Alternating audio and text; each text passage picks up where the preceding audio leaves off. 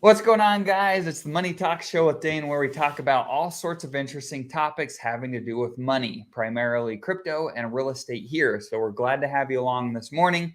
We are doing our best to be the bridge between real estate investors, various entrepreneurs, and helping those guys understand cryptocurrency to take advantage of the biggest opportunity in our lives right this second. So if that's something that's interesting to you, make sure that you like this video. We love your comments. In fact, go ahead and comment below where you're tuning in from. We love to see where you guys are getting us from this morning. That's really helpful for the algorithm. We appreciate you doing all that. So great. Glad to have you along, Corey. Go ahead and take it away. Yeah, Corey Geary here. Most of you guys know me from the real estate industry. I've done really well in the real estate space, and just recently now started to transition more and more into the crypto space. I really feel like that's the next leg of my journey to create legacy wealth. And I see the opportunity on the horizon, mostly through the RH ecosystem. And man, if we could just take as many as, much as our friends along for the ride as possible, that'd be great. We have a lot of real estate guys who understand how to be entrepreneurs and how to understand to take risk, but they just don't understand crypto. And so if we can just educate them a little bit and get them a little bit of exposure, I think it'd be amazing for their portfolios. So yeah, guys, this is going to be a super exciting show today. We got the GOAT on today, Jesse from Power City. So I'm going to be taking notes, guys. I literally got a notebook and a pen. I suggest all you guys do the same. This is going to be an exciting show. So yeah, absolutely.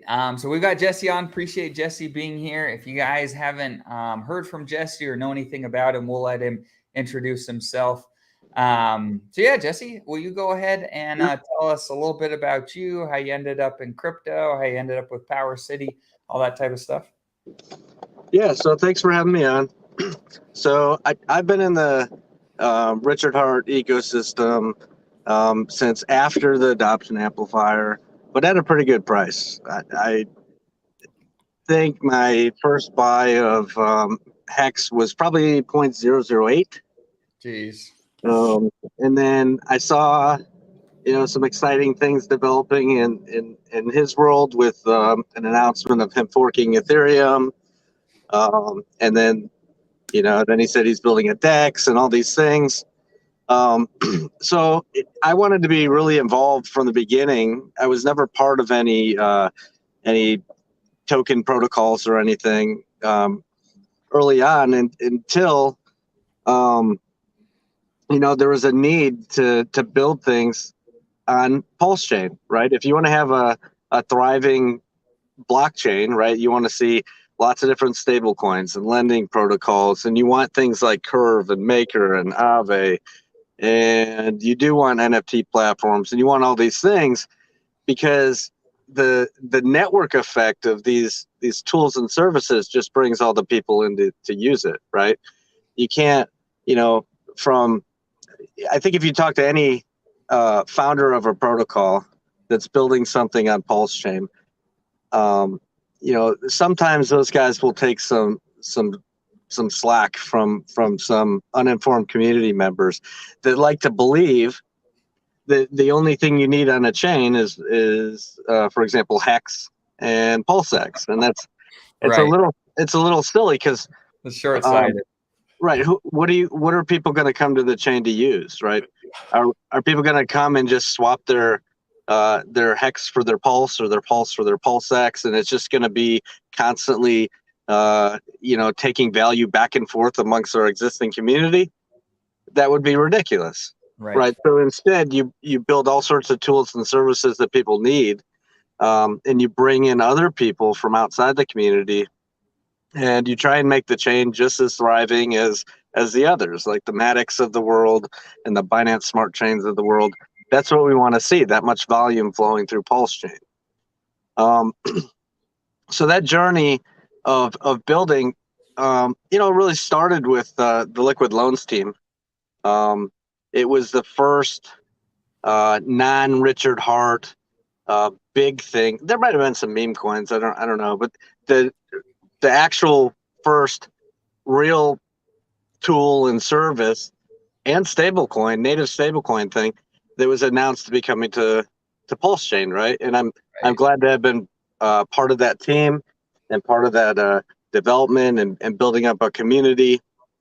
I'm a strong believer in protocols that are trustless and immutable and no admin keys, and can't be changed, and so on and so forth. So when you look at the Liquidity code, and you understand how it functions, you realize that it's the most it aligns all the same beliefs in its system as what Richard Hart preaches for Hex. Stable coins such as USDC carry risk, that people sometimes don't pay attention to. You're No, introduced. I've appreciated you've been like sounding the alarm on Twitter about how some stable coins are safer than others. So yeah, keep talking about this. For those of you that are watching the show, I think tune into this piece. This is incredibly important. Not all stable coins are created equal, and Jesse's going to get into that. So go ahead, Jesse. Right. So there you can kind of clump stablecoins into two main categories: the kind that are decentralized, and then the kind that are highly centralized.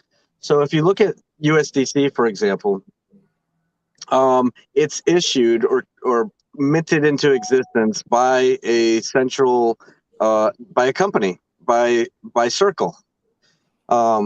It's hoped or expected that they might hold US dollar reserves backing that. But you do have the institutional risk. They have keys. They can turn off or on USDC at any time, for any one particular wallet address even. We saw that. Yep, that's happened. That's happened a lot over the years. But then also, the coin itself is subject to, the debts of whatever Circle might have, right? So we don't know. Like, I don't know what Circle's invested in outside of just earning fees from USDC. I'm sure they have a lot of that cryptocurrency companies would take leverage against their users' assets. Yeah, that happens. That happens all the time with institutions. Right. So what happens if a bad investment choice somewhere else in the Circle company actually puts them in a situation where they're insolvent, and then they could even be forced by law to use all the funds that they have, to pay their creditors, right? So your USDC has multi levels of risk, counterparty risk, that most people don't even think about. So then people normally assume that, okay, what's the next? Look at the other clump of types of stable coins, right? And what's over there? Well, you have some that are kind of like algorithmic in nature, decentralized stable coins that are like algorithmic in nature. And sometimes those do some really funky things. They collateralize against their own thing, and then they just do a burning or a minting process to try and manage the total supply to kind of move the prices up and down. And then you get into a Luna situation where it's like, oh, we don't have enough value backing our stablecoin. Mint more of the collateral. And it's like, okay, then you just get into this ridiculous, thing where it ends up just making the stablecoin worse, where it's just completely uncollateralized because you just minted this other thing into oblivion and it's worth nothing. And it's okay. So those don't really work. The Luna type things of the world, or the USDNs of the world, US dollar neutrinos, and like a bunch of these other coins that have like a Luna type mechanism. Right. But there are a couple that are fully backed and fully redeemable, and they're pretty darn good. Before you get into that, Jesse, really quick, I'm curious. So you guys that are tuning into the show, I'm curious, comment in the comments, what stable coins do you tend to utilize? I'm curious kind of what we could poll the group a little bit and see what's common. I think most people, like Jesse's talking about, I think most people, me included, frankly, I primarily use USDC because it's easy to utilize because almost everything is paired with it. So it makes swapping easy. But I am very aware of the potential risk. So yeah, Jesse, go ahead and talk to us about, I know you guys are forking. Is it Liquidity or do you pronounce it Liquidity? It's called Liquidity. Right? Tell us about that. Why? Yeah. How is that better than like a Luna? Because you say algorithmic stablecoin, and a lot of people feel like that's a swear word, today in cryptocurrency. So how is it different than like a Luna? Right. So I think Liquidity first built off the concept of what DAI does. Now, the way DAI works is you put in, there's this thing called the Maker protocol, and you can put ETH into a vault. And as long as there's more ETH value in your vault, right, there's no risk of liquidation there because you're overfunding your vault. And you mint this thing called DAI into existence. And like it's just always fully backed and redeemable. Now, Liquidity does the exact same thing. You can bring in a coin or a token, put it into a vault, and you mint the stable coin as long as what you brought in is worth more than the thing you minted, right? So you're minting a less value than what you brought in. Now, the differences between Maker and Liquidity are, with Maker, they have a governance function where people can vote and make changes, and devs can go in and they can literally just change the code to what people have voted for. Over time, Circle, the USDC creators, have actually scooped up the majority of the Maker tokens and have the controlling vote, right? So it's like, okay, so you didn't have to do that, Maker. You could have made it completely immutable and unchangeable because it actually works the way it will always function the way it was originally designed. But now you have like an institution that controls it. Yeah, now you got centralized.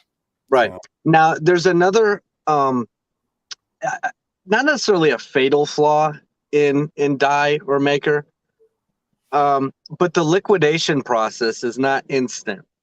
So if the collateral value in a vault was to fall and have to be liquidated, instead of there being an instant settlement where the debt is paid off immediately, the collateral is actually placed up for auction, and it takes about 6 hours for that to clear.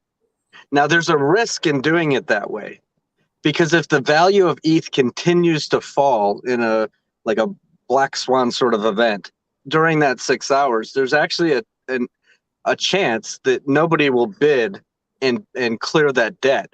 And then what you have is DAI that is under collateralized, and it doesn't have the full backing and redeemability.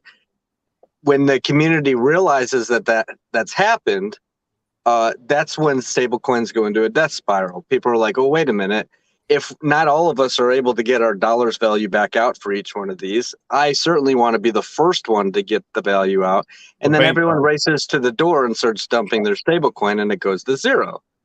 Right? So this 6 hour liquidation process is ridiculous.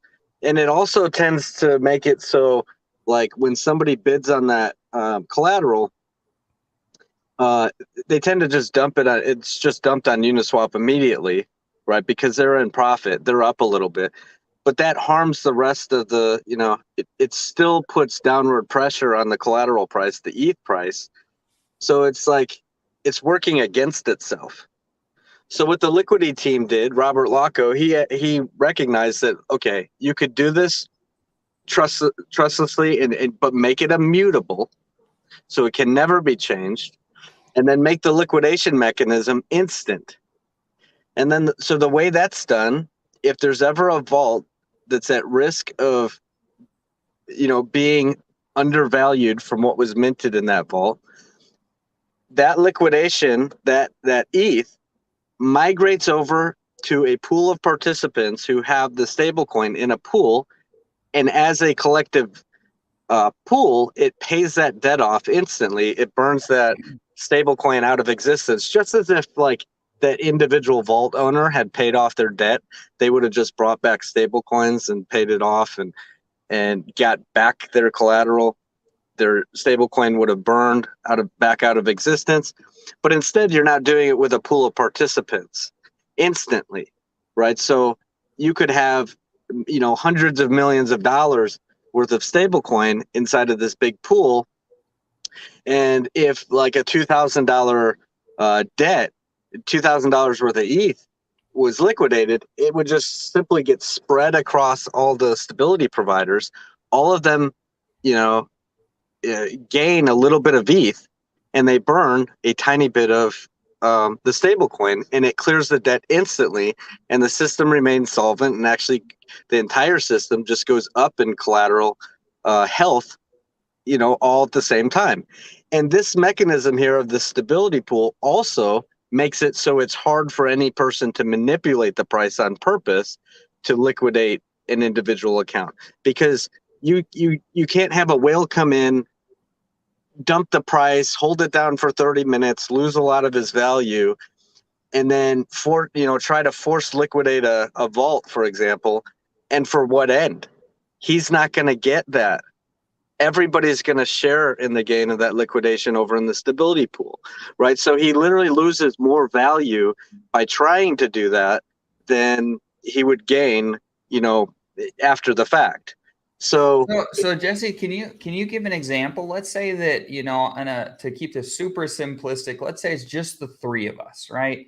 You, Mm-hmm. me, and Corey, and we're gonna go participate in Liquidity. And what would that look like? I wanna have an example of, one of us getting liquidated. How does that keep everybody safe and prevent a bank run? Right. Okay. So the only way any of these stable coins come into existence is when they're minted, because one participant has put up the value for it.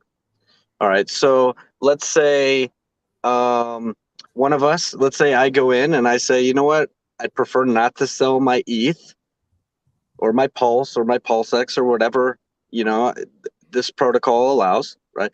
So I'm going to place up my collateral, and I'm going to set my collateral health to whatever I want. Okay. I'm more than welcome to put up $1 million worth of ETH and mint myself $2,000 worth of stablecoin, right? That would be considered like a wildly safe collateral level, right? Because for me to lose that ETH, the value, the $1 million worth of value I put in would have to just nearly go to zero. Just keep going down and down and down to the point of $2,200, and I would lose my collateral at that point. But even then, it is a stop loss, because I already have those 2,000 stable coins right now. So you place whatever value you want. Let's look at the other end of the spectrum. The minimum that I'm allowed to put in for collateral would be 110%, right? So if I wanted a $2,000 loan, I could put in $2,200 worth of, ETH. Some people would say that's risky, right? Because if the price of ETH falls by just even a little bit, my collateral becomes eligible for liquidation. Somebody or a bot or somebody ends up hitting that button, and then my ETH, I lose it. But then again, I still already have those stable coins. I've still got 2,000 stable coins. So it's like you sold it. Right. So it's just like a sale at that point. So when you have a vault, you can add collateral, withdraw collateral. You can mint more stable coins or pay back stable coins, fully manageable by you to put your collateral health wherever you would like it to be. There's different market conditions where people may choose to be less collateralized than other market conditions. But the benefit of why would somebody even ever want to take a loan? First off, you said you're in like real estate.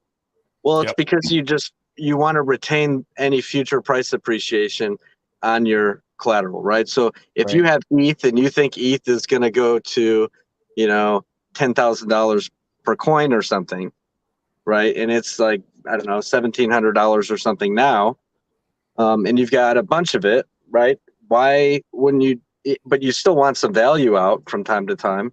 Right. Why would you sell that thing if it's expected to be more expensive in the future? Hold Right. on to your best appreciating assets and take a loan against them. So I've got a few different questions. That was an excellent summary. Appreciate you sharing that. So my first question is: so we're in the pool, right? And in your example, you go and you get liquidated, and the pool as a whole goes and pays that debt. Is that accurate? Am I saying that That's right? correct. That's absolutely correct. So if that's the case, I guess the place my brain's going is like we're all suffering the penalty of you getting liquidated because now we've all got to share in paying back this debt. Am I thinking Nope. of that incorrectly though? You're a little bit backwards on that. Okay. So because the liquidation point is at 110% of the value that the debtor took out, the point of liquidation actually puts the stability pool up 10% over what they burned. Right? Everybody's up. There's right? the yield. Right. The person who was liquidated, who chose to let their collateral value fall that low, they would actually be down by 10%. Yep. Gotcha. So they lose 10% in value. The pool would gain 10%, and so everybody that's participating in the pool, like Corey just said, that's where the yield is. That would be one of the benefits of being part of the pool is you can get yield. Right. Now, liquidations don't happen all the time, and you want to have this mechanism. It's like, okay, if I have a debt and it ends up not getting paid, who's going to pay it? Well, that's what the stability pool is for. In the event that I don't pay a debt and my collateral's not worth enough or about to not be worth enough, those stable coins are sitting there in that pool ready to pay it off for me. Okay. Now, since liquidations don't happen all the time, especially in bull markets, you still have to incentivize people to participate in that pool.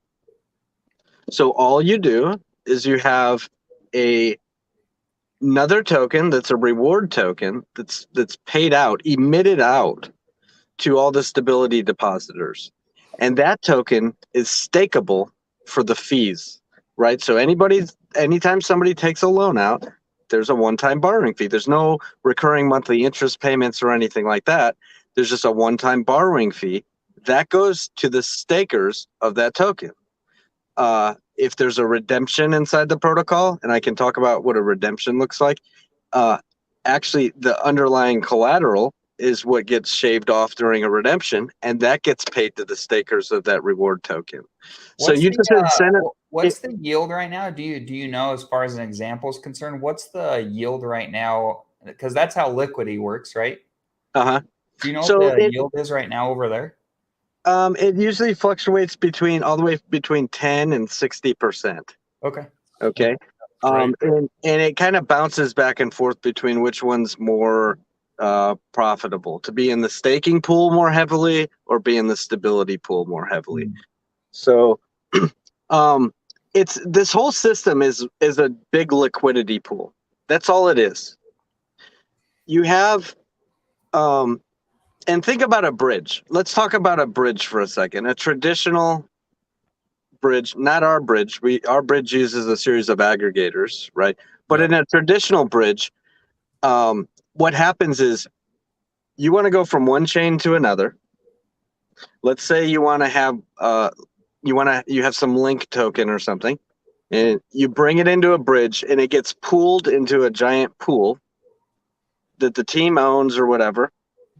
And the original ERC20 gets retained in a wallet, and a smart contract will mint a representation of that and deposit that into your wallet on the chain you're trying to go to. And those two tokens are like redeemable for each other, essentially, right? So you have you bring something in, it holds it, and it mints you something else, and then that something else is redeemable back for the original thing. Well, and that's one of the reasons that bridges are such like an opportune place that hackers try to infiltrate, because it's holding so large amounts of different cryptocurrencies. So if they could, attack that, there's a lot of economic energy they could pull out. Correct? I like to compare it to the casino, when you go to the casino and you buy in your chips, you give them fiat money. They give you chips, which is a representation of that fiat money. You can go play the games in the casino, and then at the end of the day, you can come back with your chips and then get back your fiat. The problem with the hacking is like if the casino gets robbed and all the money's taken out of the casino, you're left holding the chips. The chips are valueless now. So it's like Exactly. And there's another problem that people don't consider with the old way of doing bridges. You know, the old way, people still build bridges like this, which we on the Power City team we think is ridiculous. But when that new token is minted on the chain you're going to, it's like people call it a wrap token. It's not the actual native asset anymore. Right. So it doesn't have the same liquidity pools or depth of liquidity that you would find on the original chain. Usually it's just fractions of the liquidity. So somebody has to create those pools with all these wrap tokens, and it starts to become a little bit of a nightmare. There's all sorts of risk involved. There's a risk that the pool will just get drained and the wrapped thing will just become valueless, because nobody will want it anymore. You can't get anything, you redeem it back for the original. And then the depth of liquidity issue.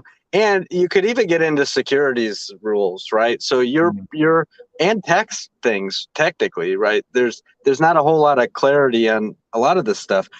But in all actuality, when you go through that old way of bridging, you are giving up your original asset. You're disposing of it.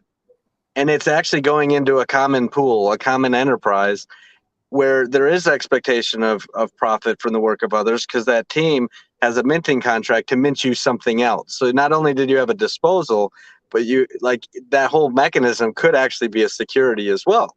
And nobody's even got, I talk about this sometimes, but that hasn't even come up in major conversations across the industry yet. Like how wonky that whole the old way of doing bridges could actually be. And you guys at Power City have a solution for this, correct? Right. So we actually have a different sort of bridge. So alternatively, what you do is you have a series of aggregators across all the different blockchains that have all partnered with each other.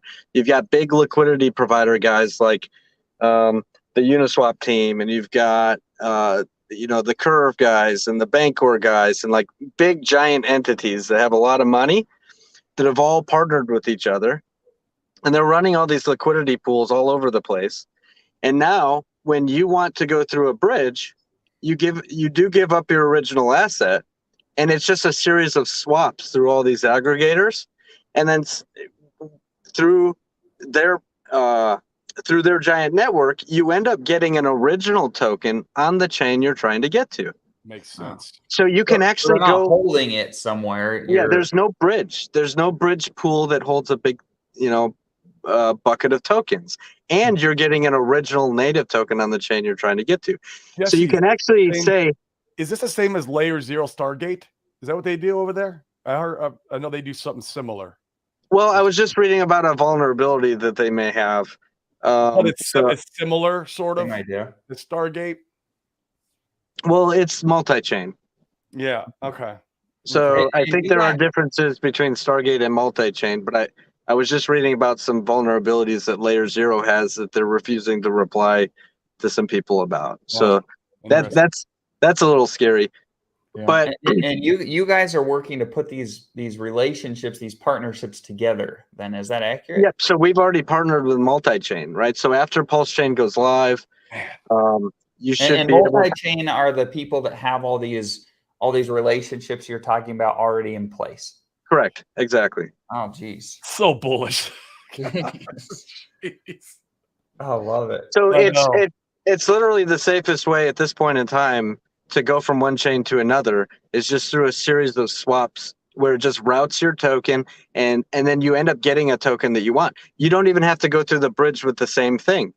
You can have Hex on Ethereum chain and say, I want PulseX on the Pulse chain, and it'll just do a series of swaps, through the network for you. And you just, switch your network settings in MetaMask, and you say, oh, there's my PulseX waiting for me. Is that expensive for users to utilize with a bunch of swapping through various partners? Good question. No, it's no more expensive than using any of the other types of bridges. Usually the fee is, between 1 and 3% or something. Right. And it's in line with any other bridge. Would it be Okay. fair to say, though, that since it's going through a network, that there is a little bit of a counterparty risk there? I mean, obviously Yeah, not but it's maybe as using, much. but check it out. It's using pools. It's using existing smart contracted pools that already exist, right? So it's using Uniswap and Curve and all these places. It's not necessarily giving your, tokens to a central entity that can then choose not to give something back in return. It's That you have still automated, expectations. Yep. right? It's still automated market making, through this process, not an individual who can just, decide not to give something. Okay. We've got a number of questions here that are great ones. I want to make sure we address. Let's jump into those really quick. Before we do, we've got a bunch of our guys on that jump in. Harmonic Hexkin is here. Appreciate you jumping on. The feed is working. This was an old question I hadn't gotten to yet. We've got Jen Hex. Jen Hex is one of my Utah guys. Welcome, Jen Hex. We've got Pulse Tube. We've got Archie. What's up, guys? We've got Red Squirrel is in here. Where are you at, Red Squirrel? Right there. Red Squirrel's in here. Tin Top's here. So, and Funding Jim's here as well. So Funding Jim had a few really good points. He gives you props. He says, Jesse's a good guy. Always offer ideas to consider. And he says, and this is a great point. So he says the stable coin paired with the least slippage or LP fees is what most will use. USDC/Hex, USDC/ETH, USDC/PLS. And I think this is an excellent point. So a lot of us that are tuned in, we're aware of the counterparty risk with a USDC since it is so centralized. But you can't go and easily swap with Liquidity. It's not. Correct my understanding if I'm wrong, but USDC is one of the most utilized pairs. Correct. Everything Correct. else. And so, for instance, if you have dry powder sitting on the sidelines, maybe it's best to hold that in Liquidity, and then when you're ready to swap, you go to USDC, and then you swap from USDC to whatever else you've got. I mean, what would you recommend in that scenario? Right. So that's true, right? Until Curve came along. And until aggregators came along, right? So Curve is a really interesting protocol over on ETH, where it literally pairs all the stable coins, the good ones on the chain, all together. And they all carry, it's almost like they all carry the same liquidity because of the way they're all paired together. And it's like this symbiotic relationship between USDC and DAI and LUSD and Frax and RAI and a couple other ones. So if you end up using an aggregator to swap from LUSD into Hex, for example, even though Hex is primarily paired to USDC, if you choose to use an aggregator, it's actually going to route that right through Curve first, and then it's going to give you your Hex, right? So the price impact that you would have had if you went straight directly to a Uniswap pool, and you're like, oh, well, I don't get the best rate if I go to this Uniswap pool. Well, if you use an aggregator instead, like Matcha.xyz or something like that, it takes care of that problem for you in the background. Yeah. Interesting. Okay, that's great. Funding Jim, he says, ask what the team holds now pre-fork. On chain, it can be seen. Ask if LUSD is held or USDC is held as majority of treasury. Which team is this? And Funding Jim, feel free to give some clarifying information. Do you mean specifically with Power City or other teams, or are you just saying in general this is something for people to consider as part of due diligence? Go ahead and offer some clarifying information on that if you would. And then let's get into, there's a few different comments here. I want to make sure that we address this one that Tin Top mentioned. So he says, make sure to ask Jesse what Liquid Loans and Power City. Now, I know you're not part of Liquid Loans team anymore, so maybe just comment on Power City team's plans for January 1st And I believe if I'm not mistaken, Tin Top is referring to, is it the SEC that's saying there needs to be KYC done come January 1st, 2024? Right. So we've looked in depth on this, and Walrus over on the liquid loans team, I think like once a week he gives updates on the regulatory stuff that's coming out that, regarding anything stablecoin industry.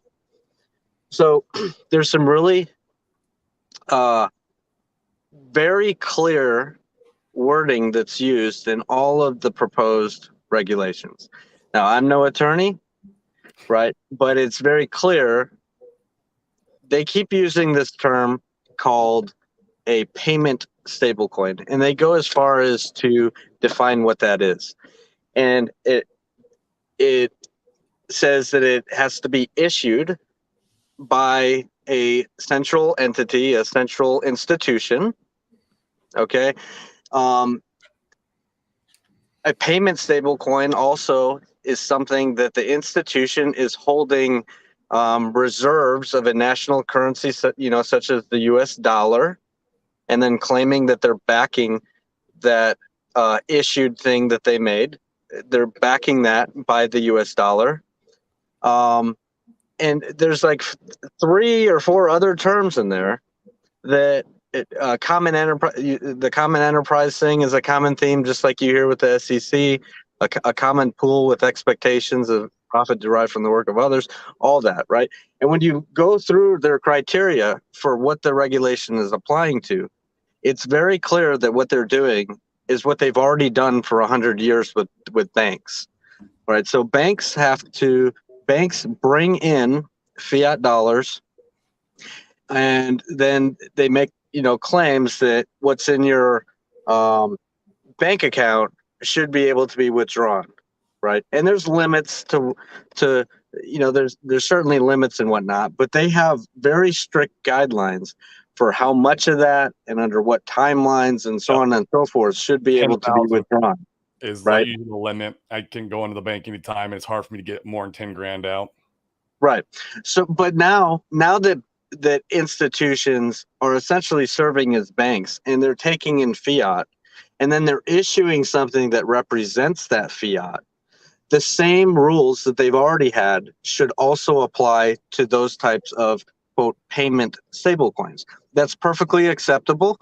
It's the direction that the regulations should be going to make sure the Circles of the world and the Tethers of the world are doing what they're supposed to.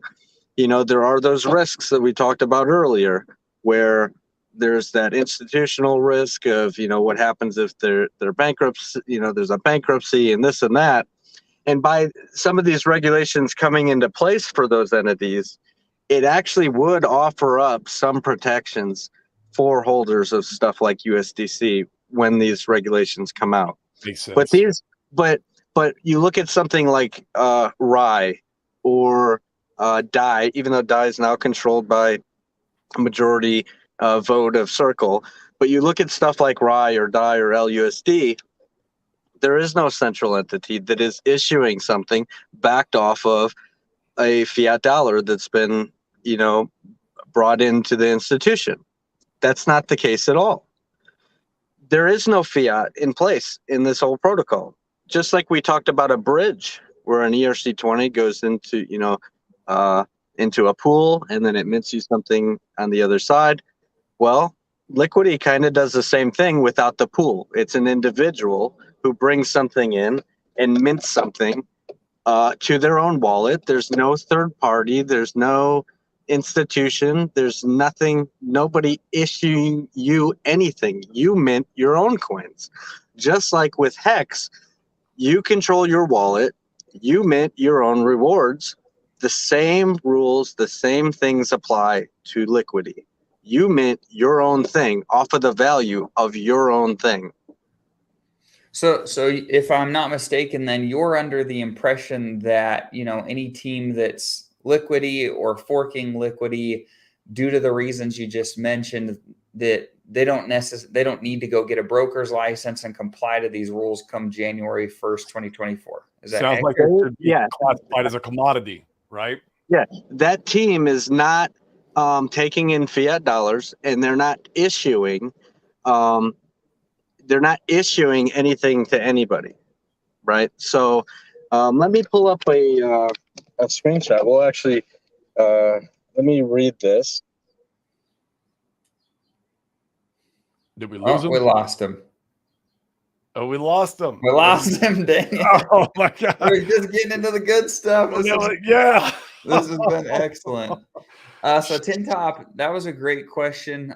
Jesse will come back momentarily and comment on it some more. You know, Tin Top, you know where we can kind of dig down the rabbit hole even more is with Liquidity themselves, because those guys are been operational for a while now, and let's see what their input and plans are. I'd be interested in digging into their Telegram and seeing what they're going to do, because they're kind of ahead of us on this stuff. And if there is, some, commodity type classification to these algorithmic stable coins, maybe it's true. I don't know, but it's a very good, very good point. With all the regulation coming, we need to know for our own benefit, for our own risk threshold, what we should be participating in and not. So agreed. Yeah. Love it. Archie, no, get him back. What happened to him? Indeed. He has the link still, right? He should. I just messaged him and said, "Hey, we lost you." So yeah, he's got the link still. I don't know if he said he was on the road, so I don't know if he's driving through a bad spot. Funding Jim makes a great point. This is one of the questions that I had too. If Liquidity is so much better from Jesse's perspective, why isn't it more mainstream? Well, I know one thing: they haven't been around as long as MakerDAO, so that's for sure. So there's a lot more DAI in existence, and DAI is just more. Everyone knows about it in the crypto space versus LUSD. In fact, I didn't even know about LUSD until I sacked for Liquid Loans and doing my own research, finding out what they're forking. I'm like, oh, there's this liquidity protocol that's operating on Ethereum that I wasn't aware of.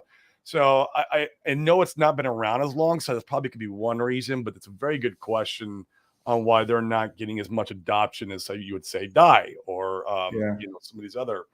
And Funding Jim nailed it. Yeah, the idea of never selling is appealing for ETH people. It is. Not sure why ETHLend, Salt, or algorithmic like Liquidity aren't mainstream. Agreed. And I think also there's a definitely a sense of I would say just fear with algorithmic stable coins in the marketplace as a whole ever since the Luna crash. Agreed. You hear it all the time. Just people don't want to use any algorithmic stable coin because of Luna, and it's really put a bad taste in the crypto space's mouth. Really, I mean, You're back, Jesse. We've got you. Yeah, I had to pull up a different device. This one actually overheated. Okay, no problem. All right, so the language is very clear. The definition of what they're trying to regulate is something that's redeemable on demand on a one-to-one basis for instruments denominated in United States dollar, defined as legal tender under Section 5103 or under the laws of a foreign country, excluding digital assets. All right. So that literally says if it's backed by a U.S. dollar national currency, this is what we're regulating. Not something that's a digital thing. Huh. Right? Okay. And it specifically takes out digital currencies from what you just read. Is that accurate? It says right here in parentheses, excluding digital assets. It then goes on to say issued by a business entity. There's no business entity issuing you something like LUSD. You are issuing your own thing off of your own smart contract. Gotcha. Accompanied by a statement from the issuer that the asset is directly redeemable as specified in subparagraph A. An instrument denominated in United States dollar defined as legal tender, excluding digital assets, right? And then backed by one or more financial assets. Again, it says excluding digital assets. And then intended to be used as a medium of exchange, which everything in the world is intended to be used as a medium of exchange, right? So whatever on that part, right? But they're they're literally just trying to protect the US dollar, and you've got all these banking entities that have already been dealing with dollars and issuing, loans and other things off of a dollar. So if somebody's going to issue something like USDC off of a dollar, that's what they're trying to regulate. It's nothing new. None of this is what hasn't been done already for 100 years. I love it. Interesting. Thank you like it. so much for clarifying that, because I know I've seen on Twitter a couple community members making some fun about it. I'm like, oh my God. And you just see it. So this is really clarifying exactly what it is. That's what I feel like. It was a commodity because you're minting your own reward, if you will, out of the crypto that you give it into the vault. Yeah. I mean, right. And Jesse, love your insights on this. Funding Jim asked a great question, and Red Squirrel appears to answer it, but we'd love your input. Funding Jim asked why Liquidity isn't more mainstream. Red Squirrel says that Liquidity had VC money. They didn't market it well, and they launched at the top. And then he says Liquid Loans and Power City will be very different. What are your thoughts on that? Why isn't Liquidity more mainstream? So if by mainstream you mean why don't they have more utilized, maybe? Why don't they have as many tokens in circulation as Circle or Tether? Well, I'd say, maybe because Tether doesn't want to show people their books for what's backing it. Maybe that's why they, right? For USDC, they just position themselves really well with places like Coinbase and such, right? So throughout the years, it was just very easy for them to, become as big as they are. Now, mainstream is, what does mainstream mean? Let's look at the total supply of LUSD. LUSD coin. We'll look coin market cap. All right, it's worth $1. And the total supply right now,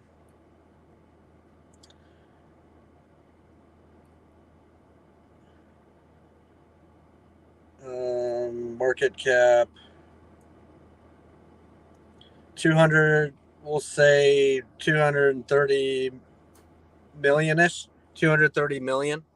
So it's got 230 million coins in circulation approximately.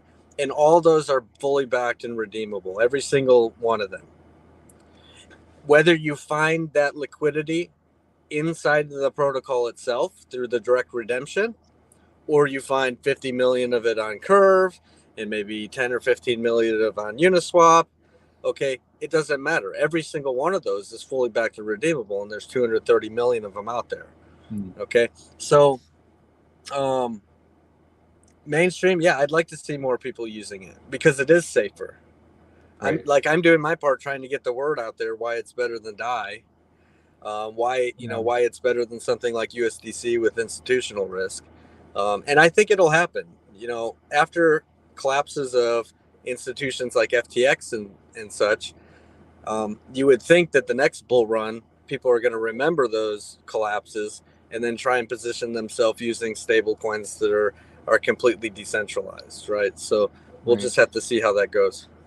And Funding Jim offered some clarifying.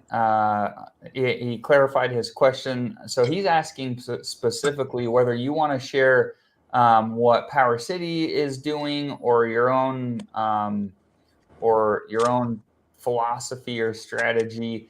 Are you guys as a team? Are you holding? What stables are you holding now pre-fork? And would the intention to be to hold those stables and then go dump them for your own once Pulse Chain launches? How are you going to mitigate, or not mitigate, but navigate that? Right. So I'm not part of the Liquid Loans team anymore. Right. Just speak about Power City.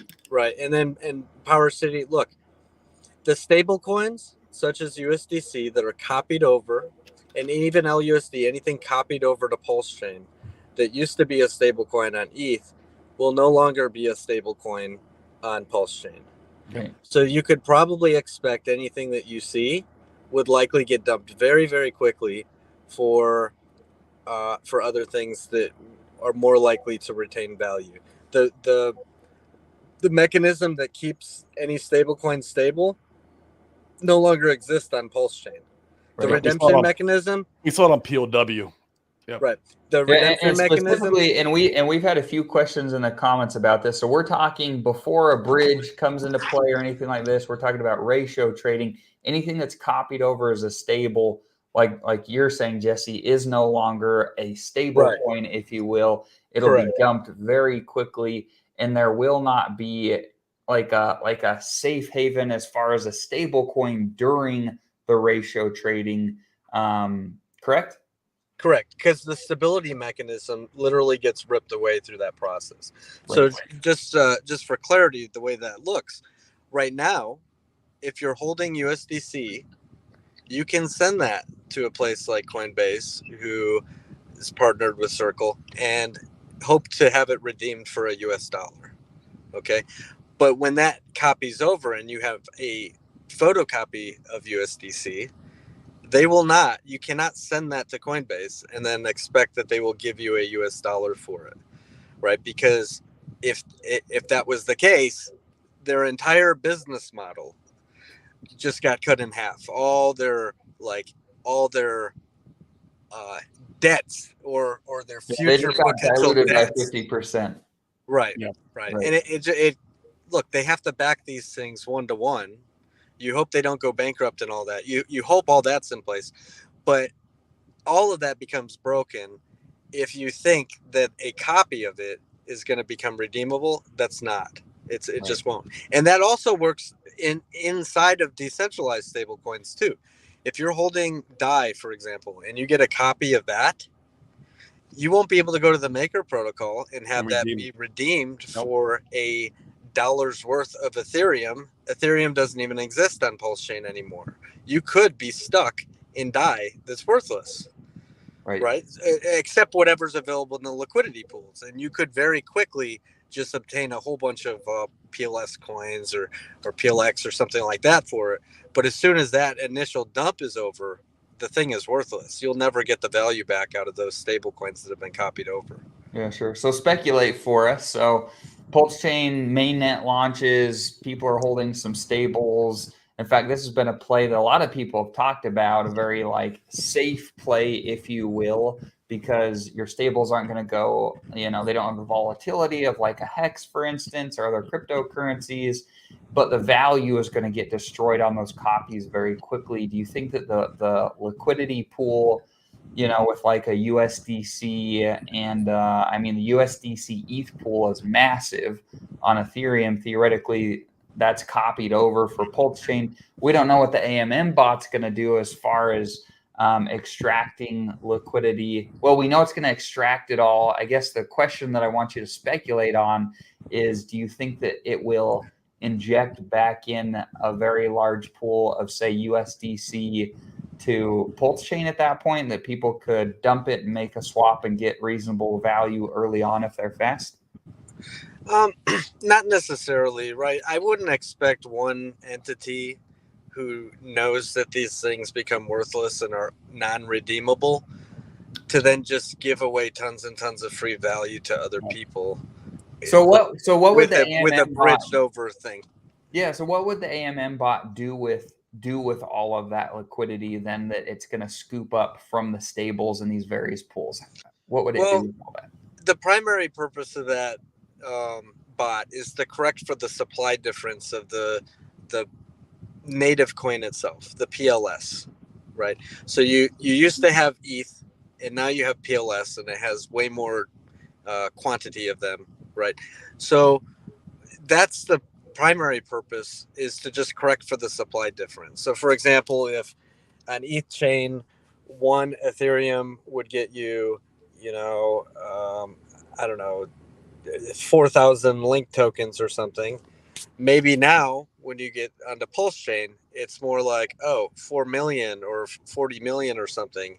Pulse coins could potentially get you, 4,000 link tokens, right? So it's really just trying to correct for the supply difference of the native by diluting it 1,000,000 to 1. Isn't that correct, Jesse? If I'm not mistaken. Correct. So the way that's done, roughly explained, is there's an entity on the chain that has the majority of the supply, and he just uses that to purchase all the ERC20s that he can from all the pools across the entire chain, from the Uniswap pools, from the other pools that are out there, and then just bring those ERC20s over to PulseX, and then pair them into fresh pools against the correct quantity of Pulse coin. Right. No. So you'll still have some wonky things going on the dexes that are not scooped up. Right. So if you're, a smart dev who can search the chain and you find a pool that was not touched by the automated market maker fixer bot, you essentially could be the fixer bot. Right. You can come in with some Pulse coins and you can drain that pool and then sell those back or create a liquidity pool position in PulseX at the correct ratio. And you could potentially make a lot of money doing that. Right. I'm with you. Cool. There's a few more questions, and then Corey and I have a few that we want to jump into as well. This stream's going to go a little bit longer today, if that's all right with you, Jesse. But so much like meat to dig in here. This has been. I know we could literally have this conversation for hours if we want.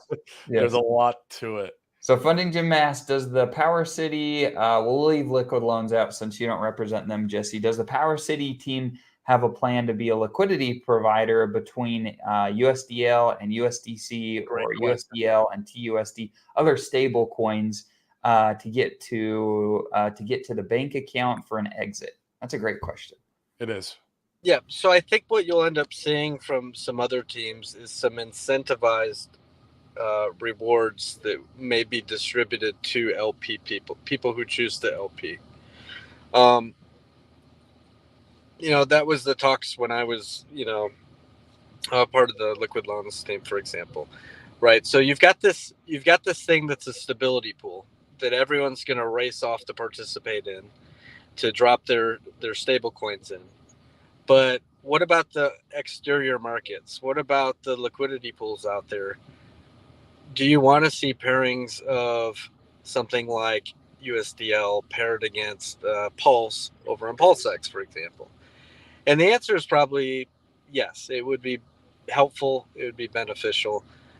So how do you incentivize people to do that? Well, you can just create a mechanism where people could do that right inside your platform, and then, extra rewards of the, something like the loan token, for example, would be able to be, rewarded out to those people over a period of time. Now, I don't know that that's, what's going to happen, because, when you step back and you look at this, it's actually not 100% necessary. This entire what's system, the Power City plan? Do you guys have an incentive token that you'll be issuing, or is that not on the roadmap right now? So yes, so there's something called the Earn token that is released out at an ever decreasing rate to stability depositors. Cool. You may find that it's released out to other people as well, right? So those decisions still have to be made, but it's not essential that that's done, right? It could be good for adoption that that's done. I think there's already going to be adoption in other platforms, like maybe KG from Internet Money may want to do something. You may find some other protocols like Fiat that carry, a bunch of these stable coins or these reward tokens. But the system itself doesn't actually need any of that, because it is its own liquidity pools.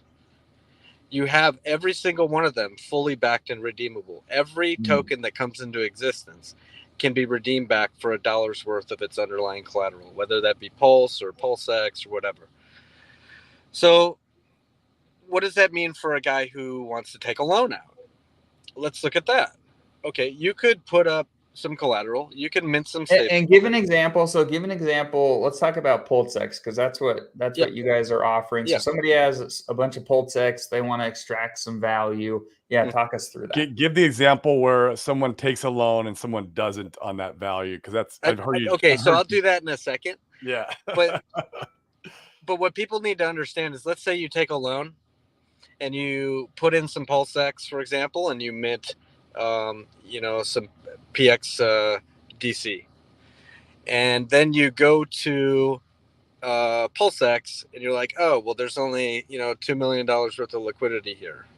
Okay, it's really not a big deal because you can just click the redeem button and get back, not even from your own vault, right? Your collateral position stays intact, but it will raise the health of the entire ecosystem by just looking at the guy or the series of wallets that's way down there by the liquidation point, and it will just give you one-for-one value, $1 worth of PulseX for each one of those PulseX dollar coins that you're redeeming, and then you could just swap that instead, right? So you took your loan, your stable coin, and you just redeemed it back for PulseX, swap that for whatever, send it to an exchange, or maybe PulseX itself is able to be sent directly to an exchange, and you're out of the system.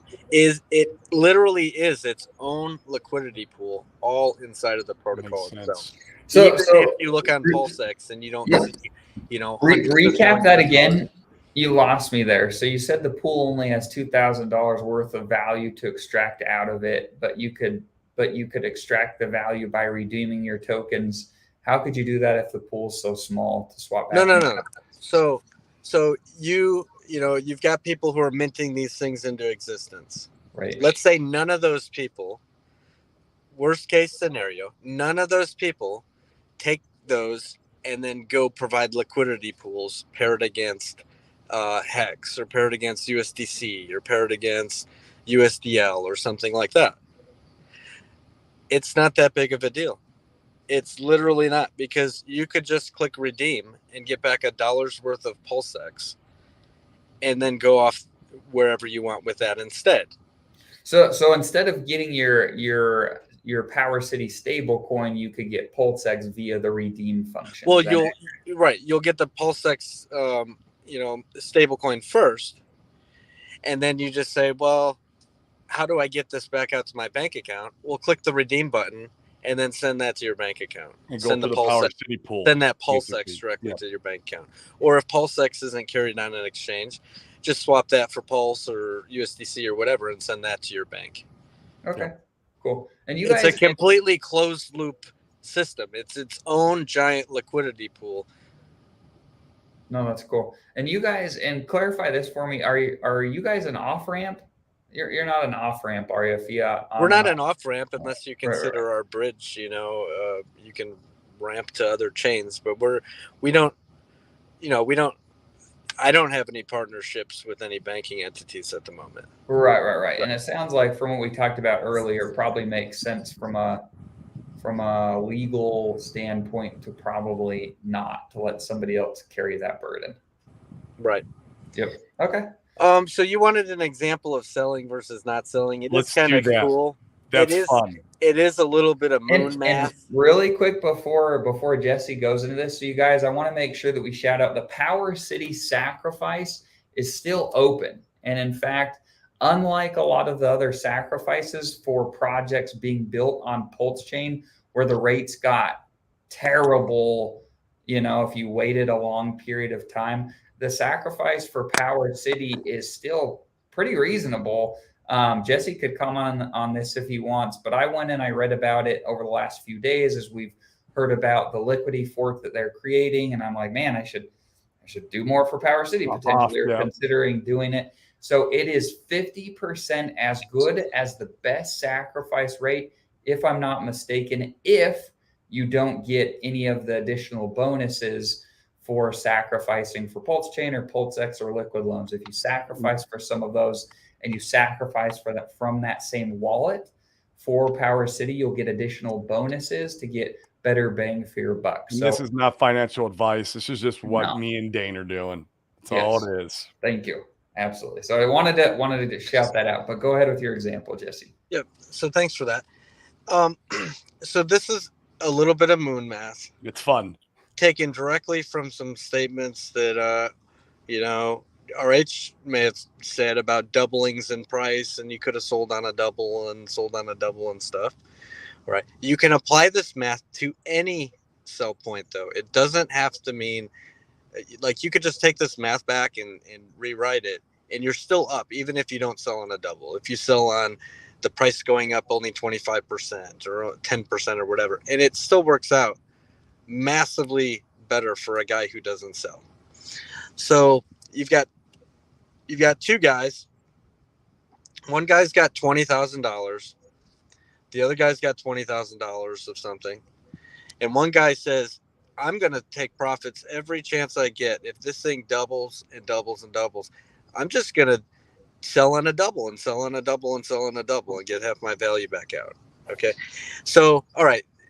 The value of the thing they're holding goes from $20,000 to $40,000. And guy number one says, ooh, I'm up 2x. Let me sell half my bag and I have a free position and I have a free 20, you've got a free 20 grand that you pulled out. All right, cool. The price goes down, the price goes up, it does whatever it's going to do. Eventually it makes it to another doubling. He sells again. His 20K that he's still retaining in the coin made it to 40K worth of coin again. He sells half his bag again. He extracted another 20K. And it does that 10 times. The price ends up doubling 10 different times. And he extracts $200,000 and he's still retaining $20,000 of the original coin. He tells all his buddies that, this Richard Hart coin that he was involved in was amazing. He went through 10 doublings and he turned $20,000 into $220,000 and he's rich and he's got a free position. Okay. And he feels like he did really, really well. But guy number two laughs at him a whole lot because he never sold a single coin. His 20,000 turned into 40,000, turned into 80, turned into 160, turned into 320, all the way through 10 doublings, and he's worth $20,480,000 because he simply never sold.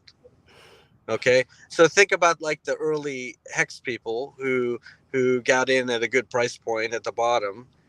Okay, and then they staked and they never sold, and it was easy for them not to sell because they were staked and they couldn't. Right. And now they're up and they're worth millions and millions and millions of dollars off of, a $10,000 or $20,000 investment. Those guys win. The power of never selling, saving you from yourself, all these narratives that we all hear in the community, they really hold true, but you've got to not sell to make it possible. So with something like Hex, you've got a staking mechanism that assists you in that. But something like Pulse or PulseX, you don't really have a mechanism to help you along with that, unless you collateralize, right? So check this out. We didn't even talk about taking a loan out against your thing because it actually becomes more powerful if you do take a loan. So the guy who has 20,480,000, what if he had, after that first doubling, he's got 40K and he's so tempted to sell, but he knows that it's not the right move to do because he believes that the price will continue to go up. So instead he says, well, let me get some value out. And he puts in 40K worth of collateral and he mints himself, I don't know, a $5,000 loan or something. Okay. And then if, the price can move around, he can manage his collateral health and all that. And eventually the price does continue to go up. And he says, wow, this time I can actually mint 20, 30, 40K and still be pretty safe. And he has $1 million worth of collateral. He's like, wow, let me take out 100K. And he continues to do that throughout the, months or years. He not only has 20,480,000 because he put those stable coins to work for him somewhere else. Maybe he put them into a stability pool. Maybe he did choose to be a liquidity provider and pair his PulseX dollar coin or his USDL or something together with DAI or USDC and earn fees off of that with minimal risk of impermanent loss because he's pairing stable coins together, and he's just earning along the way, and he never sold his original asset to begin with. So instead of 20.5 million, he's worth $22 million or something.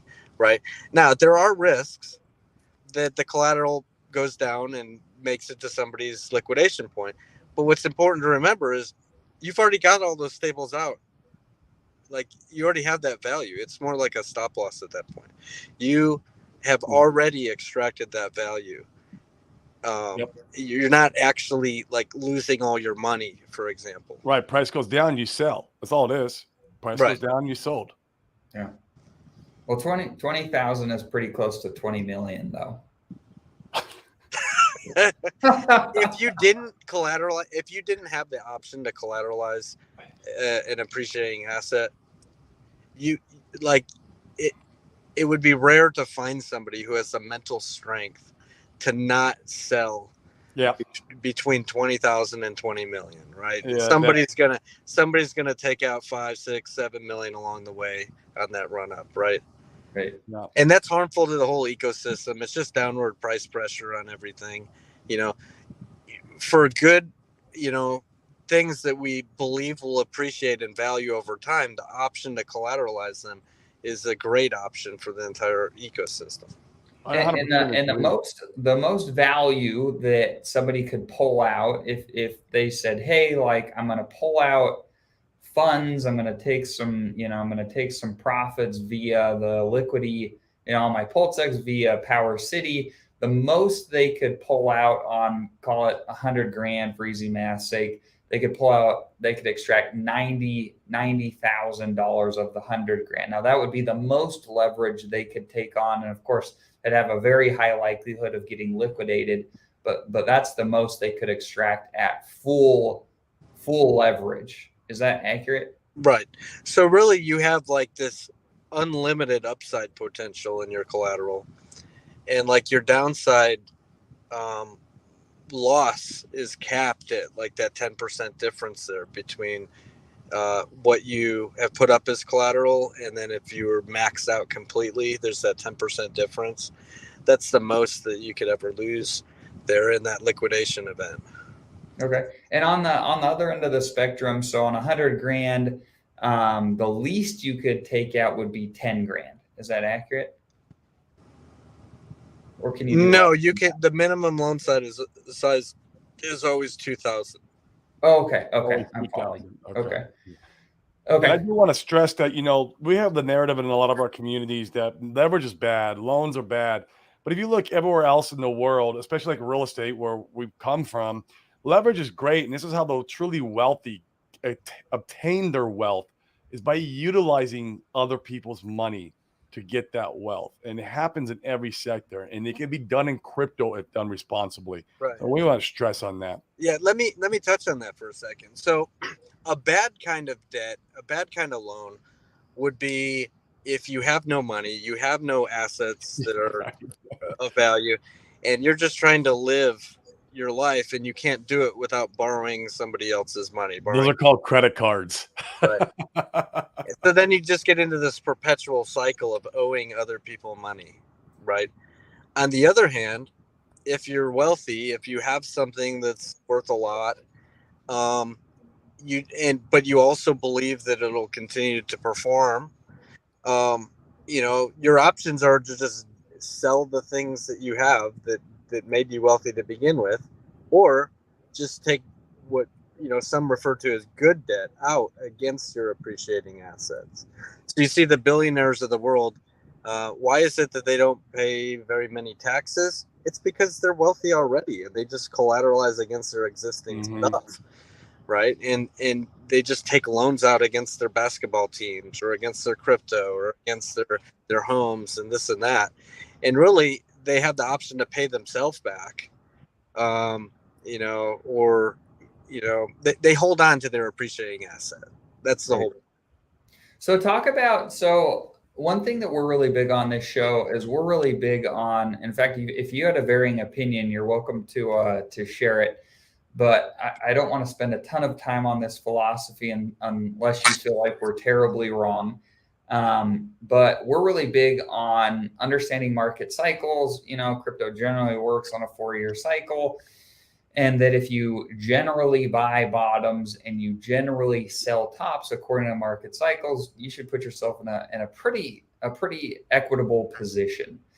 And so if that is accurate, working based off that assumption, and we get to what someone would consider at or near the next market top, well, how would they responsibly use Power City on their PulseX to be able to take profits, to like sell the top, if you will, but also be able to maintain their position? Because a lot of these coins, when the bear market comes back, they're going to freaking fall 85 to 95% in value. And so if you lever near the top, you're probably not going to be able to pull out much capital and maintain your position.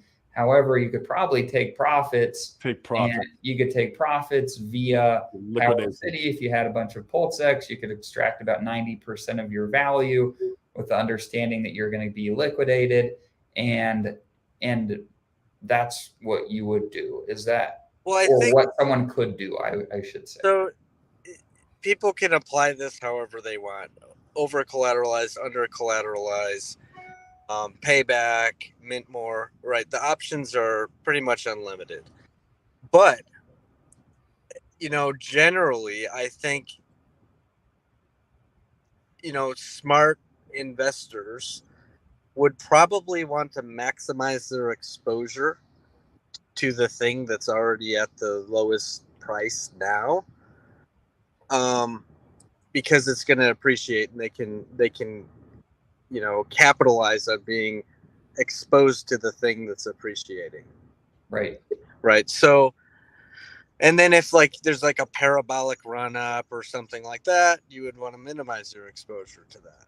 So if you were to, and I'm not suggesting that anybody do one thing or another, this is not financial advice, but if somebody's going to take a loan out against their thing, you should probably be over collateralized at the start of a market or at the beginning of a bull market, right?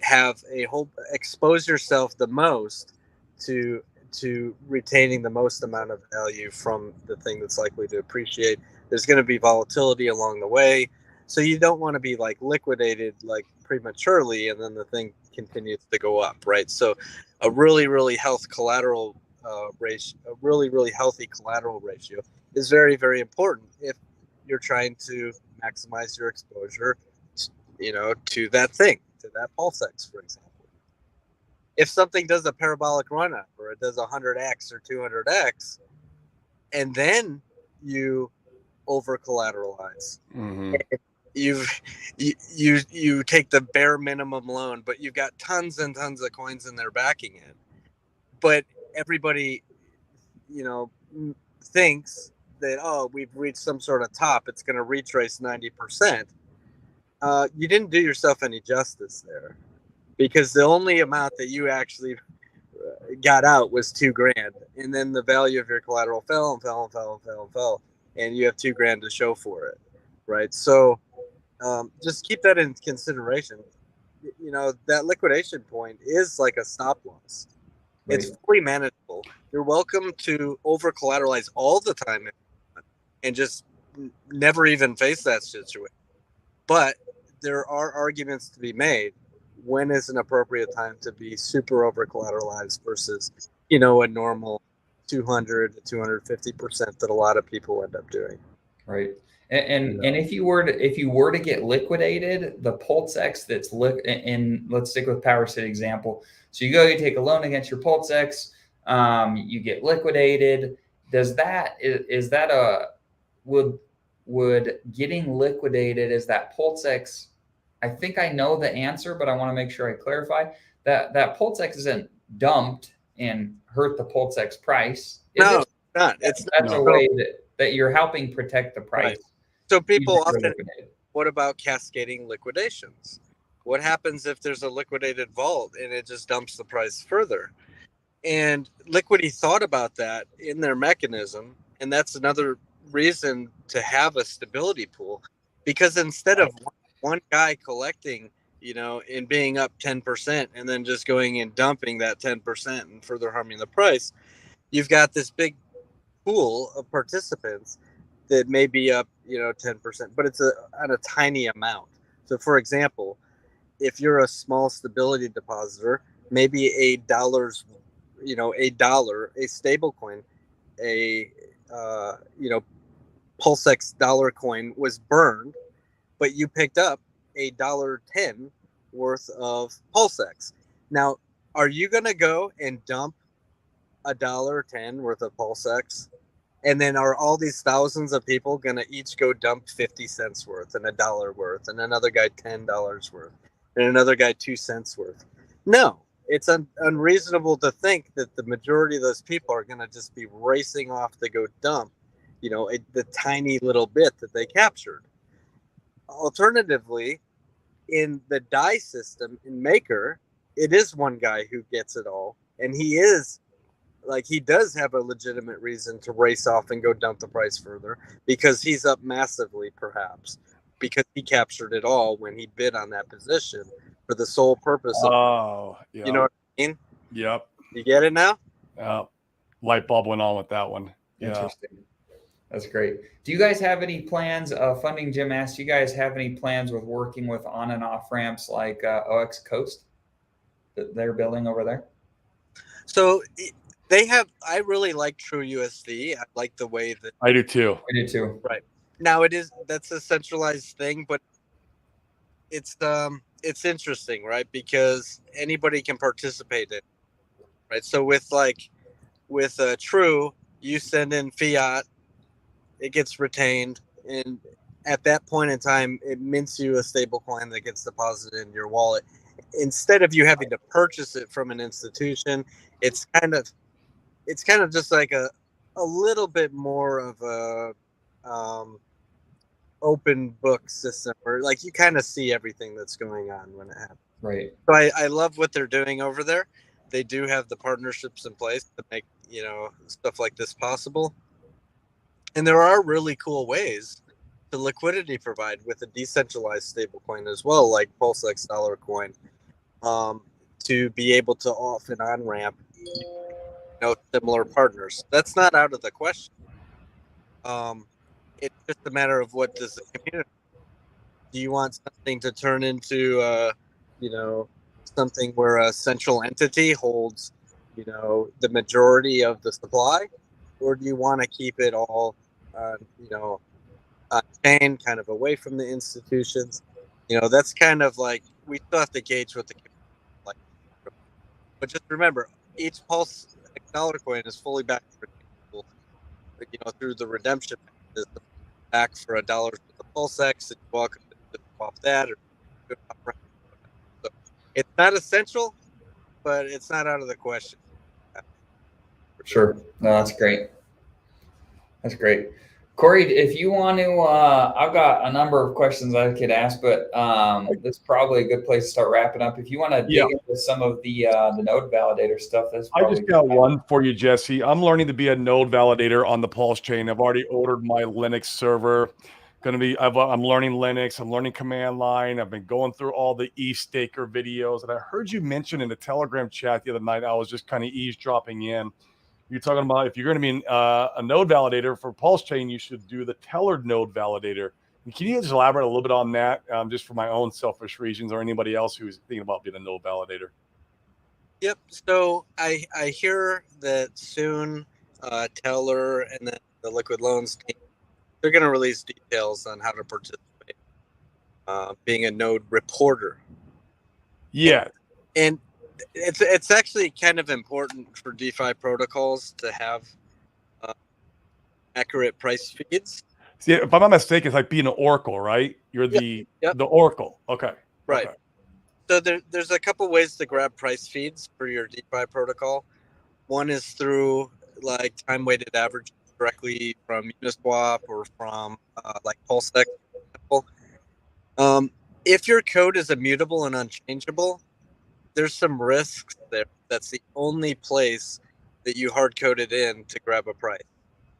So, what happens if PulseX goes through a version 2, or let's say the OA or some big LP guy decides to withdraw their liquidity and pair it against something else, and your immutable code is pointing to a pool that's like super small now or doesn't even exist anymore, and then it's like, oh well, the price feed's messed up, and everyone's going to get liquidated now, right? So that's not necessarily like you want to have multiple ways of grabbing a price feed, and that's where oracles come in. Now, in years past, oracles are, were highly centralized, where it's like one single website company that's like grabbing prices, and nobody can participate, and you just have to trust that the information they're feeding is accurate. And those can be manipulated, and they can be conveyed. So then you got something like Chainlink. Chainlink pops up, and Chainlink has this decentralized network of anybody being able to participate, scrape price feeds, and feed them all back together in an aggregated fashion. But then they have this weird little flaw where it's like, well, they have this reward token they're paying out to their reporters, but they have keys to the wallet, and they can just. What if one day that gets strained, and then there's no further incentive for anybody to participate, so everybody just turns off their nodes, and anything that's ever using Chainlink just completely collapses, right? So what Teller did is they said, oh, okay, that's actually a really cool system, but let's make it a little more trustless, and let's incorporate the like in a fashion where there can be a voting structure where people can contest the price feed and so on and so forth. So what it ended up turning into is like, imagine blockchain, how you have validators who all are reaching a consensus for a transaction to be valid on a chain. What Teller's system does is really the same thing. You have all these reporters, which can be like you, for example, price from somewhere, the price of milk, the price of PulseX, whatever. You're feeding that back into the system, and all the other reporters are confirming or validating that what you're reporting is accurate, and that what everyone is reporting is accurate. And if there's any deviation, like wildly different than everybody else's by like 15% or something, right? It then looks at that, looks at the volume, determines if that volume matters compared to the total volume of all the transaction. And then it can kick out that price feed if it's just blatantly incorrect. It's brilliant. It's fully decentralized oracles. Wow. Okay. Right. So it takes the concept of a consensus to confirm transactions on a chain. It just applies that similar concept to oracles. Consensus on the price of something. It's freaking genius. And how difficult is it to spin up a node for this? Is it gonna be very similar to the way we do with the with the main chain, where we're gonna be spinning up a consensus client, whether it be Prism or Lighthouse, or an execution client with Geth or Ergon? Is it similar to that? Like, and is there gonna be directions, or is Liquid Loans gonna release something to help us? I don't think it's as complex, or you have to download all sorts of a huge long historical. I think it's pretty simple. You do, I think, have to put up some TRB. Just like if you're going to be a validator on Pulse, 30 million Pulse, right? I think in this system you also have to have a quantity of tokens that you place up, right? Saying, look, I'm going to, in good faith, I'm putting these up.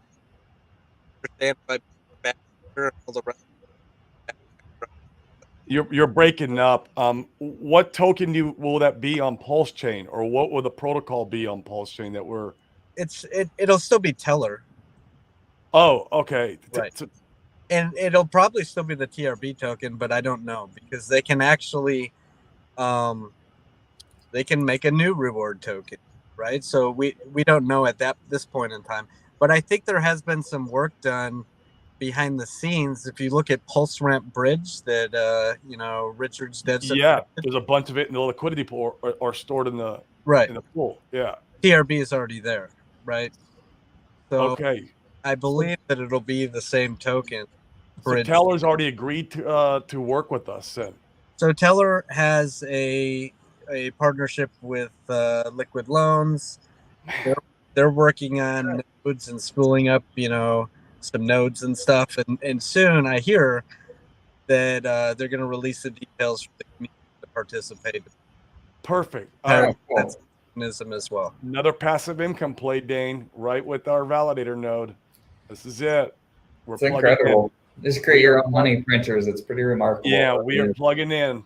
Man, thank you for that. That kind of clarified a lot. I'm going to go down the Teller protocol rabbit hole a little bit more to educate myself, and then be ready for when they make that announcement. And it'd be interesting to see if it's going to be a new TRB type token that we're going to be able to have to buy, or I don't even know if they're going to have a sacrifice for it, or if it's something we just purchase off market or we use a current one. So it'd be interesting. Yeah.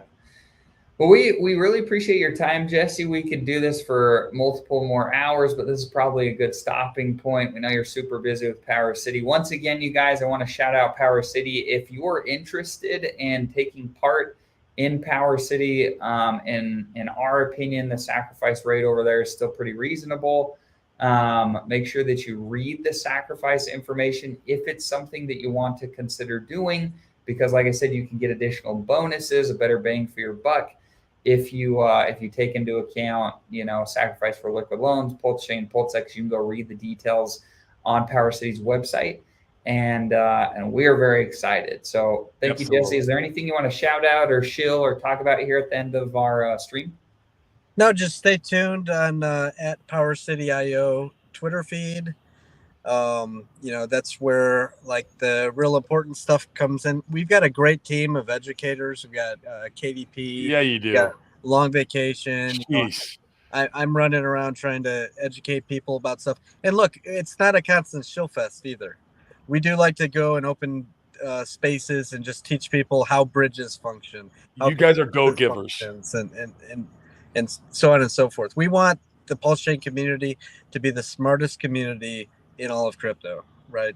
And we're trying to take the smartest things in all of crypto and apply them to the things that we're building inside of Power City. Beautiful, man. Where can people find you if they want to follow you? Twitter, just ask Jesse. Okay, excellent. We appreciate you being on, Jesse. Like Corey and I mentioned at the start of the stream, we're trying our best, to get guys just like Jesse on streams to help educate communities, to help be a bridge between other communities like our real estate investor network and crypto. So if you're looking for networks like that, Corey and I, we have our own group where we help people understand crypto basics. If you want to plug in with more real estate people, there's a lot of really unique opportunities there. So I've included the link here at the bottom. You can come and schedule a call with us. No pressure. If it's a fit, it's a fit. If it's not, we're happy to provide value either way. So love to jump on a call if that's something that interests you guys. And otherwise, we'll see you. We do not have a show tomorrow. We are going to be out in Texas talking at a big real estate investor event. Talking on stage about crypto to a bunch of real estate guys. That's going to be fun. That's going to be a lot of fun. We will be on with Randy Hilarski on Monday, correct, Corey? That is correct. Yep. On Monday, 9 to 10 Mountain Standard Time. So make sure that you tune in then. And as always, we appreciate your comments. Like the video, subscribe to the channels. All that stuff helps the algorithm. And we will see you guys later. Thank you. Appreciate it, Jesse. You're the GOAT, man. Thanks, man. Thank both of you. Appreciate it.